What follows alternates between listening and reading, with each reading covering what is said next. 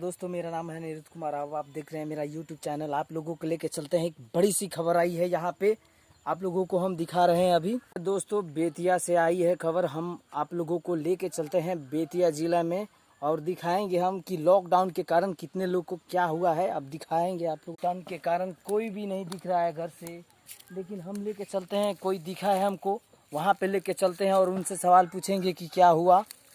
अभी हम आप लोगों को लेके चलते हैं, लाइव दिखाते हैं। ये जो मिले हैं इनसे हम पूछते हैं। तो बताइए गाय महाराज जी, आप जो लॉकडाउन हुआ है उसमें आपको क्या कहना है? ये लॉकडाउन में पूरा लेदी पानी जो आप लोगों को नहीं मिल रहा है, इसमें किसका हाथ है बताइए। आप गुस्सा मत होइएगा। आइए सुनिए सुनिए, आप सुनिए, बताइए बताइए क्या हुआ। नहीं बोल रहे हैं, ये गुस्सा हो गए लगता है। पूछते हैं छोटा आदमी से। बताइए आप, बताइए आप क्यों भाग रही हैं साहब, बताइए।